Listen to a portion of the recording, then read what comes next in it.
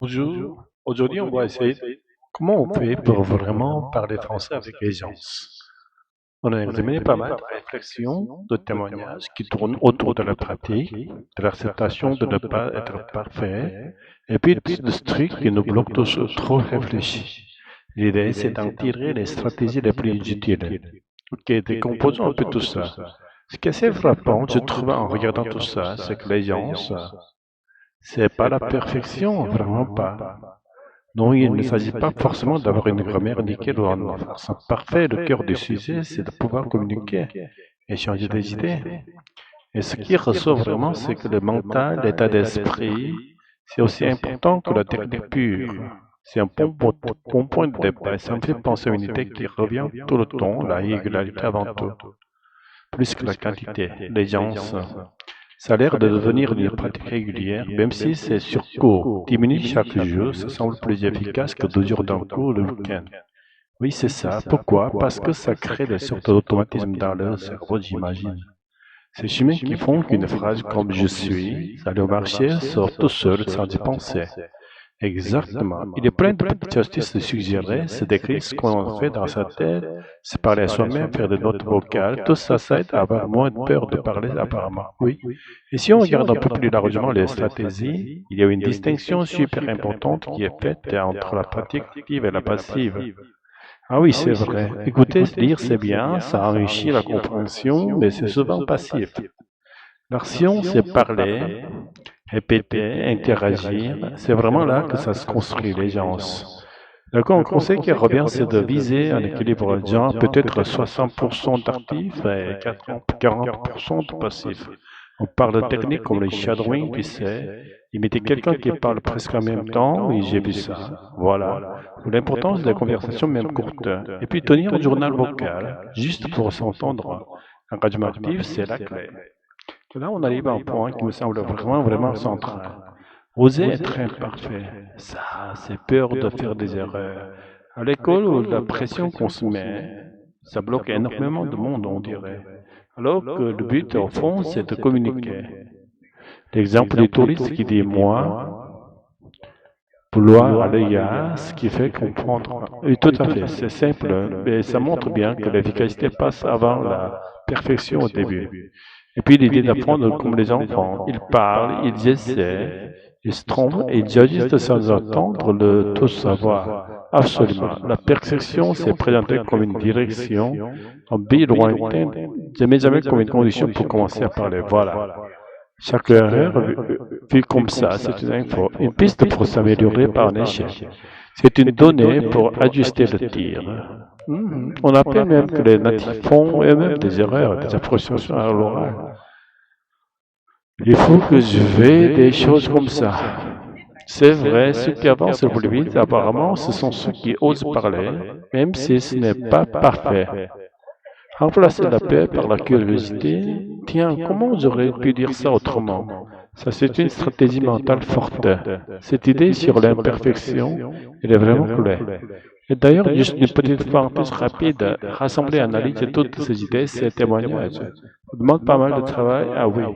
Ah, si cette exploration vous apporte quelque chose, si vous trouvez ça utile, un petit geste, aimer, partager ou s'abonner, ça nous aide vraiment beaucoup à continuer. C'est simple, mais ça compte. Merci. Bon, revenons à notre gros obstacle, la surréflexion, oui. C'est qu'on analyse tellement qu'on finit par ne plus rien faire. Le cercle vicieux classique, quoi. On veut parler, oui. On cherche la phrase parfaite, on a peur de se tromper. Du coup, on hésite, on raconte le couche. Et on est frustré. Exactement. Et ça renforce la peur pour la fois d'après. C'est l'illusion qu'il faut tout contrôler avant d'ouvrir la bouche. C'est ça, l'exemple de Rachid qui a raconté dans un des documents où il est par là. Il explique qu'il s'est bloqué en s'achetant plus de grammaire, mais en acceptant de parler mal. En se donnant la permission de faire des fautes pour enfin communiquer pour de vrai. C'est cette décision d'agir malgré l'imperfection qui a tout débloqué pour lui. Ça pose la question de stratégies concrètes pour éviter ce blocage. Alors, premièrement, accepter consciemment que l'imperfection, ça fait partie du jeu. D'accord. Deuxièmement, prendre le réflexe de parler d'abord, ajuster après. Pas attendre la phrase parfaite, oui. Troisièmement, utiliser des zones, des automatismes, mémoriser des expressions comme toutes faites, des tournures courantes, ça soulage le cerveau, quoi. Logique enfin. Des pratiques comme l'impro sur des sujets simples, dont le shadowing, encore lui, pour encourager une parole plus spontanée, moins filtrée. Alors, qu'est-ce qu'on tient de tout ça? L'idée principale qui émerge, c'est que les gens sont en français.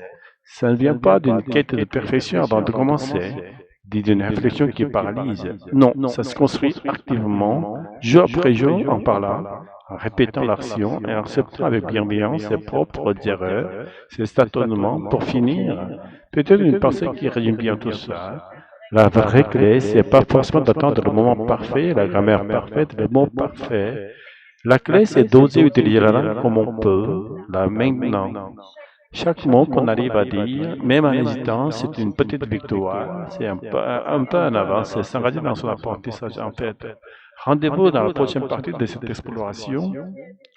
Bienvenue à toutes et à tous. Aujourd'hui, on se lance dans une exploration, disons assez fouillée, sur l'apprentissage de l'oral en français. Le but est essayer de voir comment on peut dépasser certains blocages et parler avec plus d'aisance. On va regarder ensemble pourquoi faire des erreurs, c'est peut-être pas si mal, même bénéfique. Et puis des techniques concrètes pour pratiquer. Et aussi l'importance de penser directement en français. Bon, on y va. Oui, c'est un sujet vraiment clé.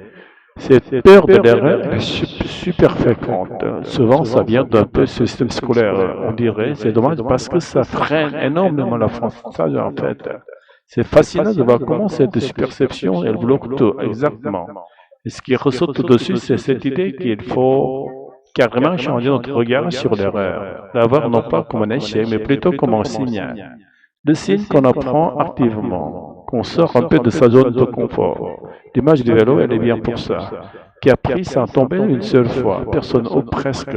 C'est un peu pareil avec la langue. Si on dit je suis allé à la marche et qu'on nous reprend gentiment au marché, cette correction, comme il est lié à notre propre essai, elle marque le plus. C'est exactement ça, un peu comme les enfants, non? Ils font des erreurs tout le temps, ils les apprennent comme ça, tout à fait. Il y a même un nom pour ça, l'effet de correction. Le cerveau retient mieux quand on l'info-corrige un truc qu'on a nous-mêmes prêt. C'est l'apprentissage actif. En fait, on se trompe, on corrige. C'est beaucoup plus efficace que juste lire les règles passivement. Bien sûr, il faut que l'environnement soit simple, pas bienveillant. Si on se sent jugé, ça ne marche pas. L'idée, c'est vraiment faire une erreur. C'est une petite victoire, en fait, une étape. D'accord. Alors, comment on passe à la pratique? Quelles sont les astuces concrètes pour se lancer? Il y a des pistes intéressantes qui reviennent souvent. Parlez de ce, par exemple, avoir juste d'écrire sa routine. Bon, là, je prépare mon café. J'ai mis mes clés, des trucs simples. Ça dénime un peu. Ou le shadowing.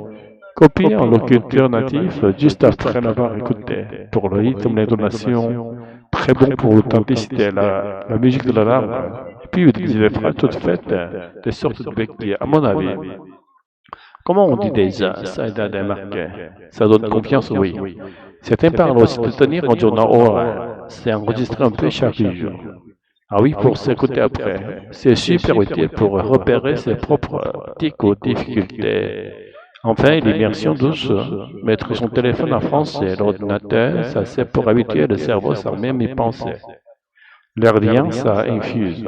Toute cette technique, en fait, elle aide à construire des automatismes, c'est ça le but. Et justement, petite parenthèse rapide, si cette discussion vous plaît, si elle vous aide, pensez peut-être à aimer, à partager ou à vous abonner. Franchement, ça demande pas mal de travail de préparer tout ça pour vous.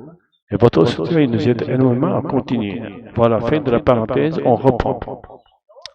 Le point suivant, et là, ça devient vraiment intéressant, je trouve, c'est l'idée de penser directement en français. On le sent bien quand on débute, cette tradition mentale constante. Oui, ça ralentit, et puis ça cause des erreurs typiques. Les calques genre, je suis excité pour dire I am excited. Classique. Exactement. Alors que penser en français, ça ne veut pas dire faire des phrases super complexes tout de suite. Ça peut commencer tout petit. Juste nommer les objets autour de soi dans sa tête. Tiens, une chaise, la fenêtre est ouverte. ou se parle à soi-même pour des trucs du quotidien. Bon, qu'est-ce que je vais faire maintenant? Il faut que j'achète du pain. Et des éléments qu'on a déjà, même simples, le fameux self-talk, le dialogue intérieur.